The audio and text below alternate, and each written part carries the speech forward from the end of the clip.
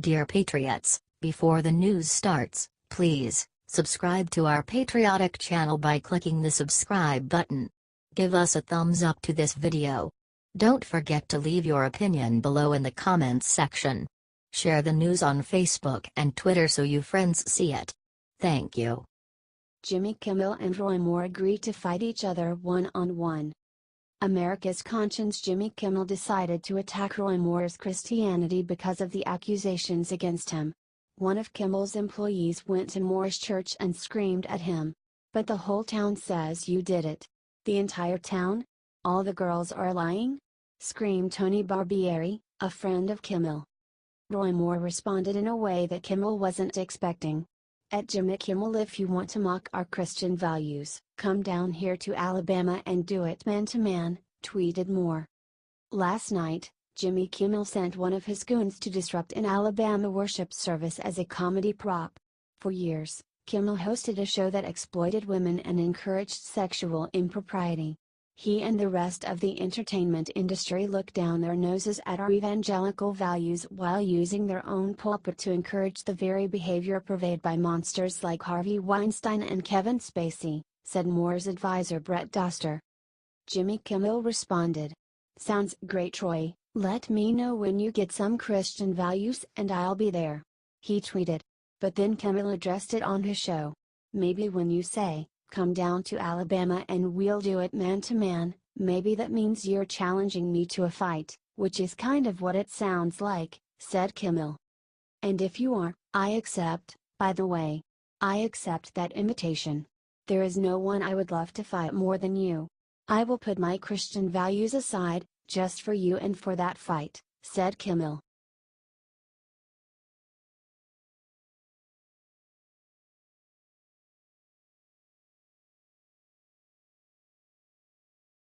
Right after the NFL kneeled, NASCAR owners got up and did something huge for the president. Everyone across almost all of the major sports hit back at President Trump after he started a fight with the NFL on Friday. Everyone, that is, except for NASCAR. Instead of following MLB, NFL, and NBA, the NASCAR owners all decided to stand together and say that kneeling is never okay during the national anthem. For instance, team owner and legendary driver Richard Petty let the media know he didn't think Trump's solution of firing went far enough. "Anybody that don't stand up for that ought to be out of the country. Period. If they don't appreciate where they're at, what got them where they're at? The United States." Many of the other owners agreed that the kneelers should not be tolerated, although they didn't seem to share Petty's enthusiasm for total expulsion from the country.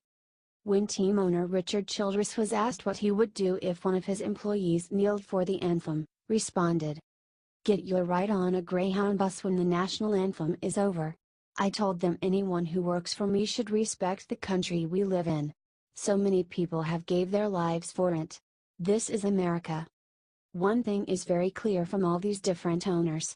Anthem kneelers should be punished in some way by the organization since it is very disrespectful towards our fallen heroes.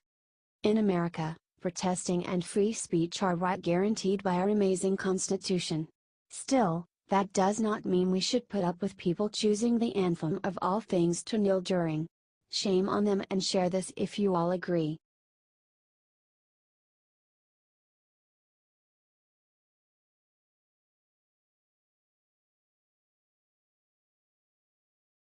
As teammates hid in lockers, this Steelers player did something stunning during national anthem.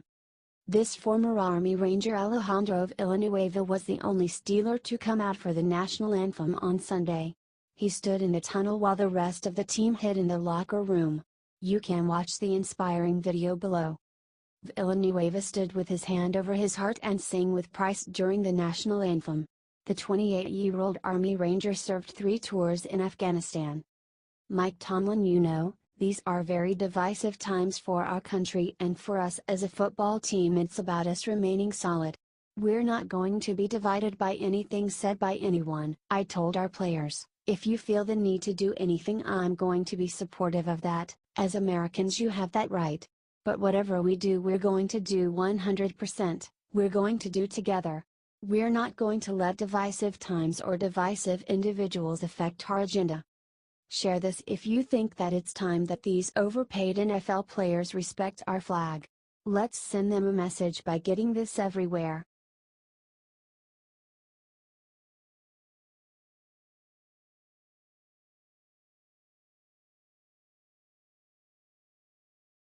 Seconds after the Patriots kneeled to anthem, their fans hit them back with massive surprise. To be honest with you all, it really was no surprise today when players across the NFL kneeled during the national anthem today. It was sad but expected. We are not here to talk about the whole NFL. This is about what the fans in the crowd did seconds after the New England Patriots kneeled. Right before the anthem started, half of the team took a knee on the sidelines.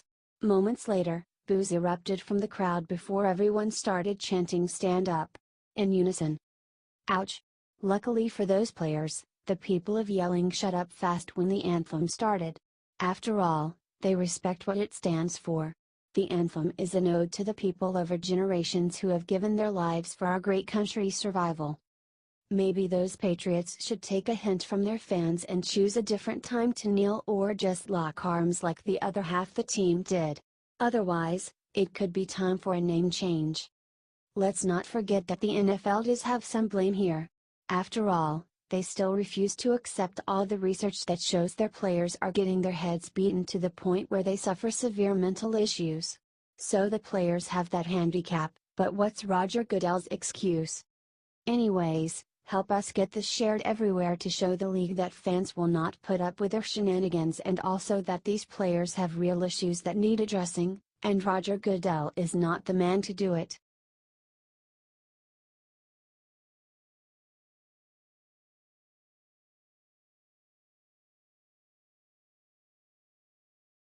Obama expresses seething anger toward climate deniers in his Asian Shadow President tour. Shortly after President Trump's tour around Asia, Obama decided to take one of his own. He is meeting with world leaders just weeks after President Trump did, and he is giving speeches. People are furious about this. The Daily Wire wrote that Obama was trying to act as a shadow president. Obama's most recent stop was India, where he scolded people who do not believe in climate change. It's hard to have a conversation if somebody says, "Well, climate change is a hoax," said Obama at a summit in New Delhi. "I don't know what to do with that. If you're saying it's a hoax, then there's no way for us to bridge our differences in a constructive way," said Obama. "I could have a discussion with somebody who says, okay, yeah, there is climate change, but it is more important to alleviate poverty and get electricity to people, so we should use coal, it is cheaper," Obama said.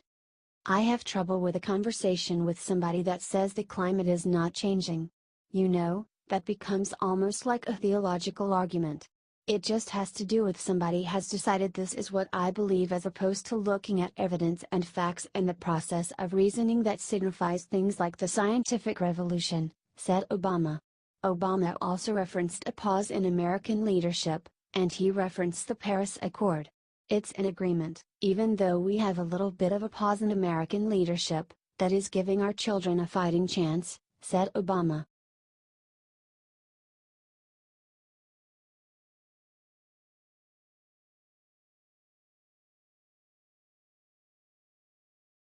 Actress Amber Tamblyn says all men deserve to feel afraid, disoriented and discounted. More and more, Hollywood and the liberal media has expressed their absolute hatred toward white people, men, conservatives and Christians. In the wake of all the sexual assault allegations in Hollywood, the media and Congress, famous actress Amber Tamblyn wrote an op-ed for the New York Times called "I'm Not Ready for the Redemption of Men." In the article she dismisses the idea that innocent men can be accused, and the idea that due process is important. "Not everyone in my industry is in support of how quickly things are moving. There's a lot of collateral damage dread, a cloud of unease that has covered the industry lately with talk of potentially harmful side effects of such decisive actions. What if an innocent man is falsely accused? What if the repercussion doesn't fit the crime? Whatever happened to innocent until proved guilty?" she writes. After explaining that those things aren't important, she claims that men deserve to feel afraid, disoriented, and discounted. They want us to leave poor Al Franken and his harmless grabbing alone. I've heard several male friends talk about text chains they are on with other men only. They describe it as a safe space to talk about how they feel in this moment. They feel afraid, disoriented and discounted. And I understand their need for such comfort and security. I am a woman. I know nothing other than needing such comfort and security, for my entire life. We're in the midst of a reckoning. It's what toxic masculinity's own medicine tastes like, she wrote.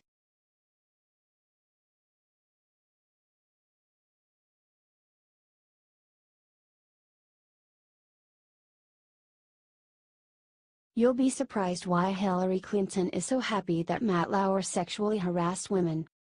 While most people are saddened to find out that a man sexually harassed women, this was not the case with Hillary Clinton and her followers after NBC's Matt Lauer was fired.